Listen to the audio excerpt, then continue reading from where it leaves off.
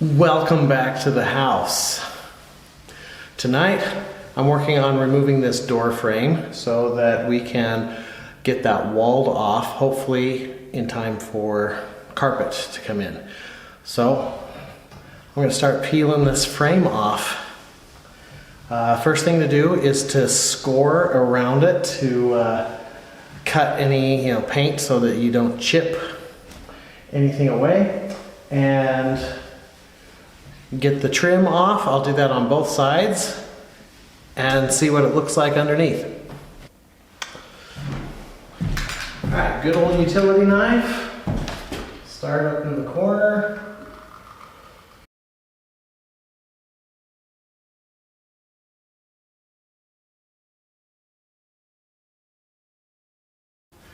Alright, looks like we got a little on this side too. Not that it's gonna matter, but I'll score it anyway.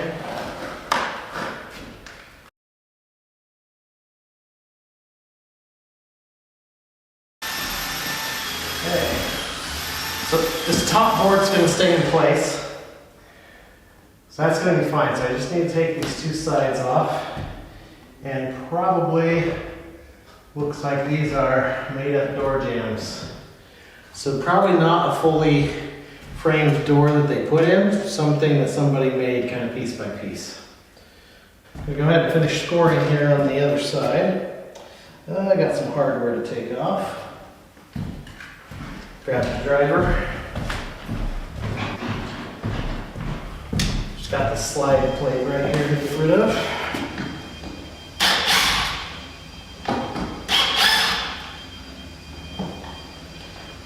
That's out.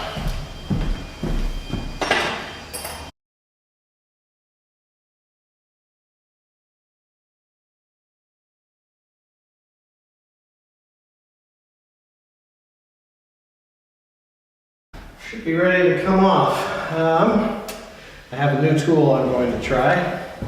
Trim removal tool. But the ones I've seen have kind of a thing that pushes out. This one actually pries out, so I like that one. That's what I got. And smooth face hammer, so I don't ding that up too much.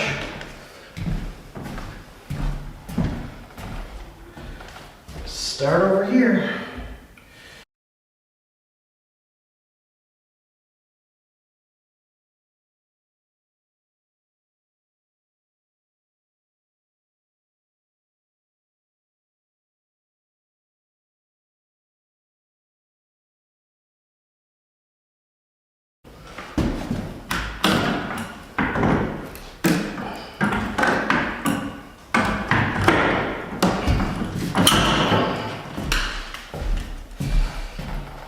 One piece off.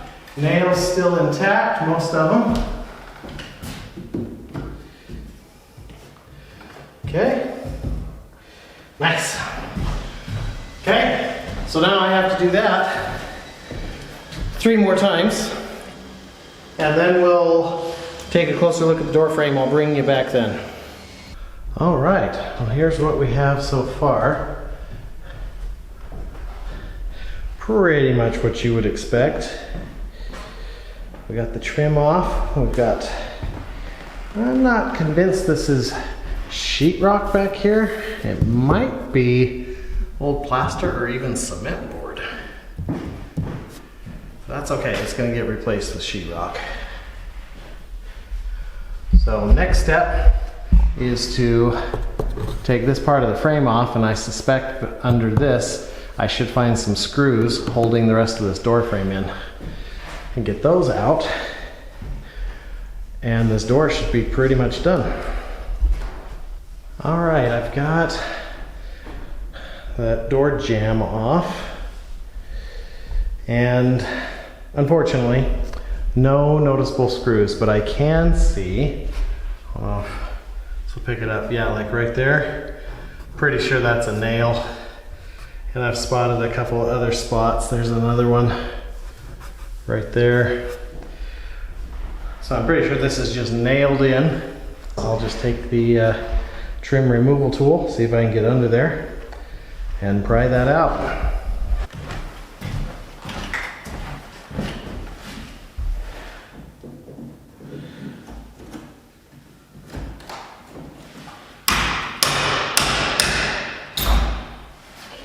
easy. The right tools make for good work.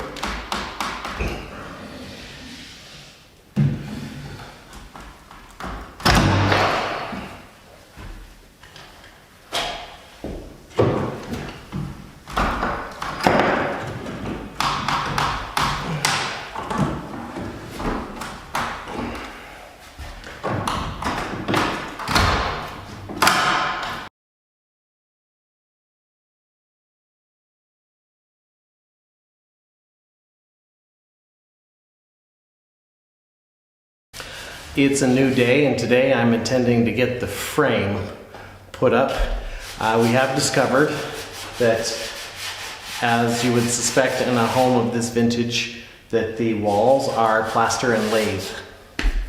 So, anyway, it's just neither here nor there, but worth mentioning. So I should have the frame in tonight. I don't know if I will get the drywall in, but the lathe for sure. So I'm going to start by grabbing the shop vac and vacuuming up some of the mess that I had made, so I've got a clean surface to measure from and get the new framing in.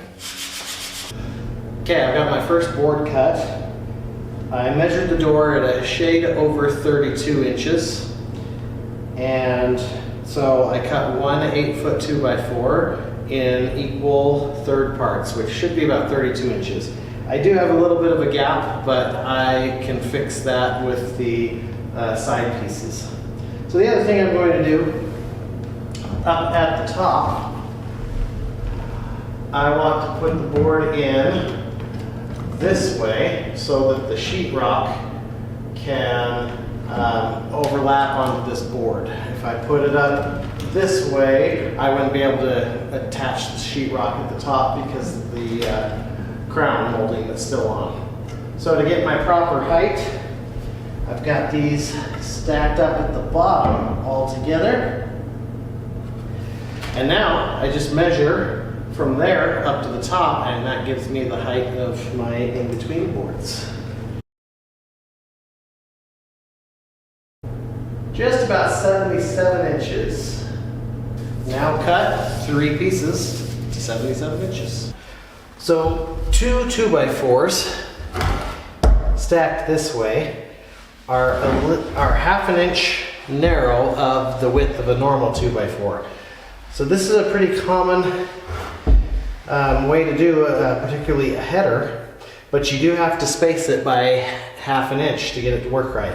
So I just went on the hunt and happened to find downstairs some 1/2 inch sheetrock. This is perfect.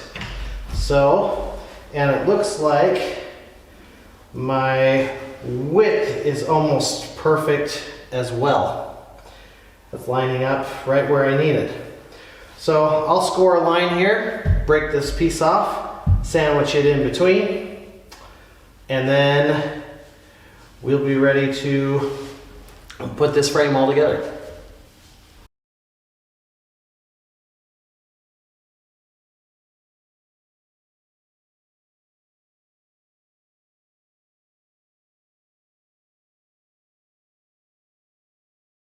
All right, our frame is done.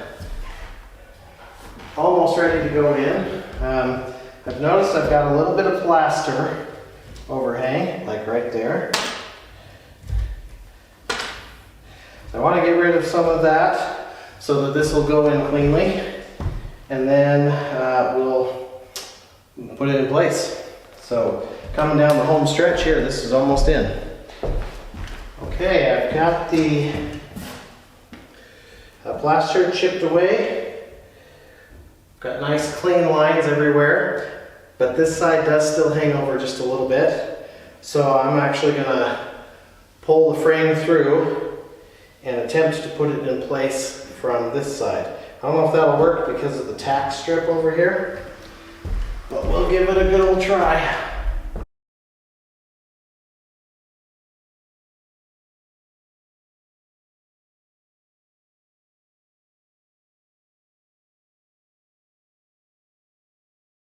Frame is in. so now, I was thinking this before, but now even more so, with this chipping plaster down here, let me show you.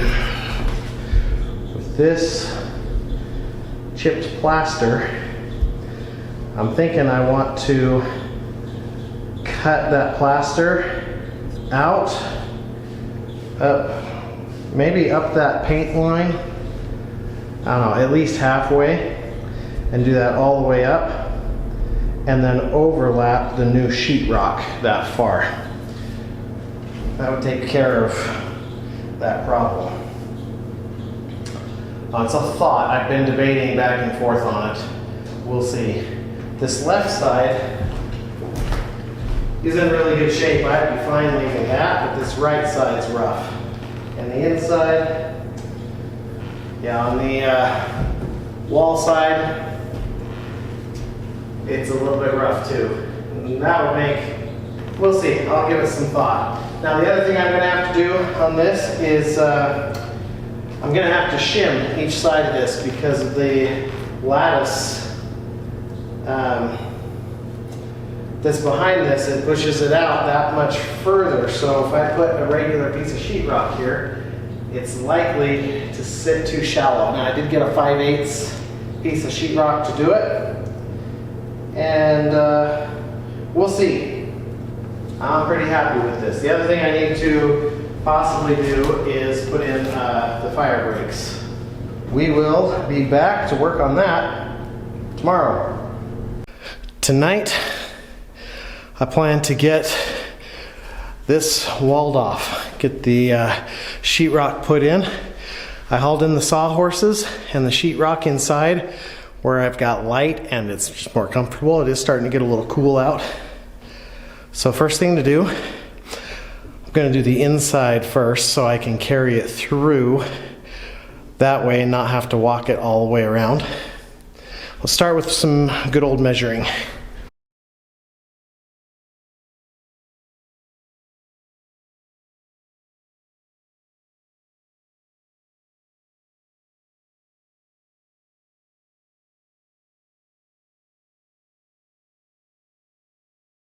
Okay, 32 by 82, but I'm going to take a 1/2 inch off the bottom because I don't want it necessarily to be flush against the floor. I want just a little bit of gap. So I'm going to go 81 1/2. All right, I grabbed my 4-foot level. I'm going to use that as my straight edge. Okay. Pretty good about that.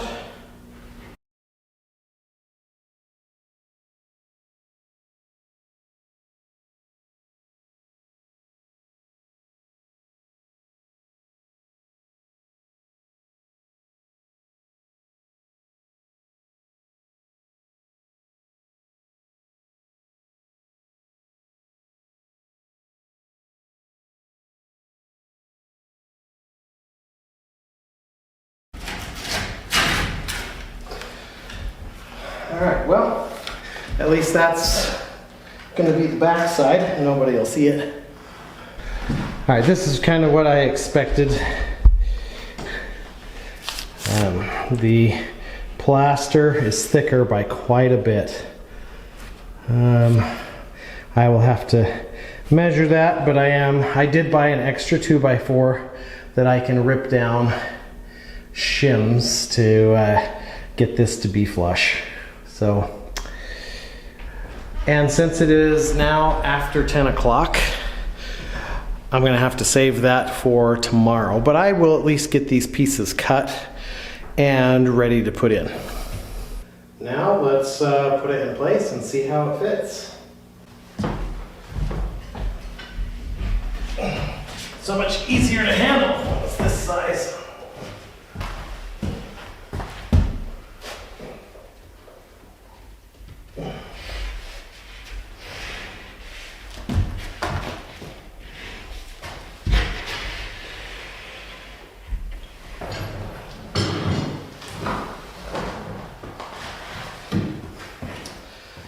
Okay.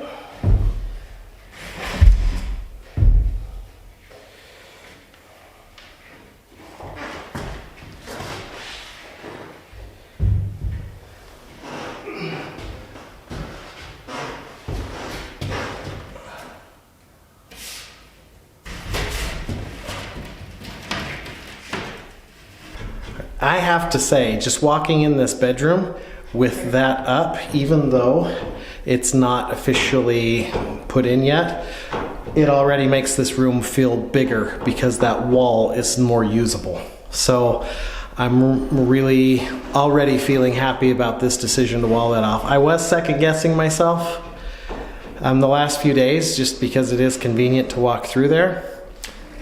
But now seeing that wall, like, this was totally the right decision. My wife and I also both feel like having that wall there is cutting down on some of the echo, because once we got the carpet out, this house got really resonant, and that has helped cut down on it a little bit. So that's also a bonus.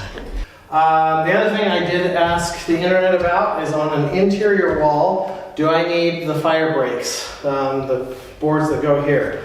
And they confirmed that yes, you do need them. Although I think it specified taller walls need them more than shorter walls, but this one is tall enough. So from the leftover from these boards, I should have long enough to do a fire break on each of these. That's another job for a power tool, which I'm not doing today because of the time of day. So I'll get the other one cut and put in place, and then get my measurements for my shims, and when I come back tomorrow, I'll be ready to pull out the table saw and rip off the shims that I need and get the rest of this buttoned up pretty quickly, I think.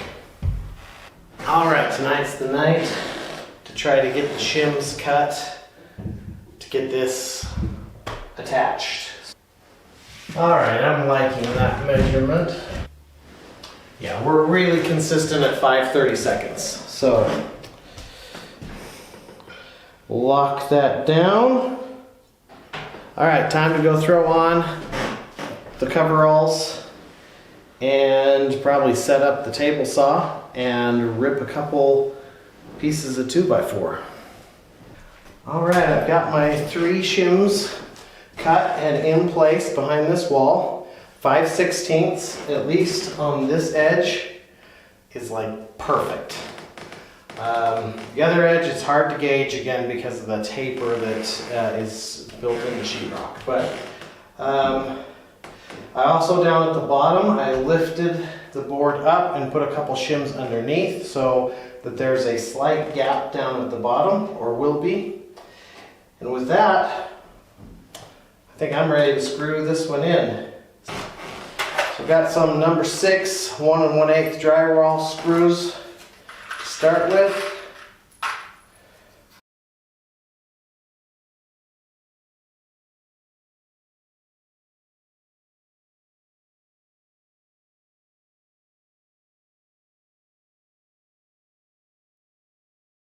There we go.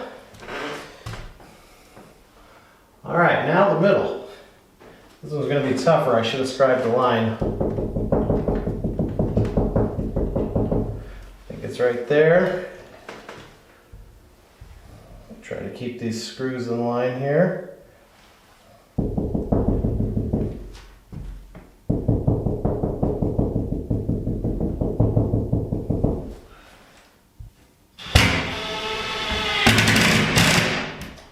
Hit it.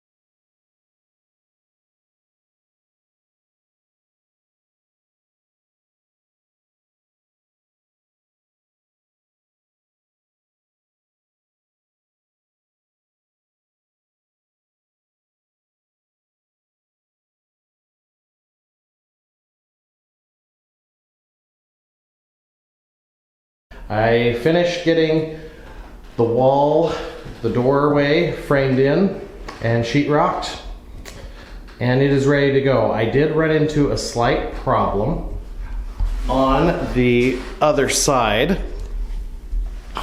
I couldn't get the sheetrock into the top. So I ultimately ended up taking out the fire brake on the one side, taking out the 3 screws, and tapped it over this way. That solved 2 problems. It made it so that the other side fit, and it made this side fit a lot better than it was before. There's a lot less of a ledge here. So that was an easy fix, just took a couple of minutes, and was well worth it. This side's fitting like fantastic and beautiful. The other side, it's not quite as good, but I'll be able to work with it. So the only thing left to do on this is one of my least favorite things to do, and that is mud the seams.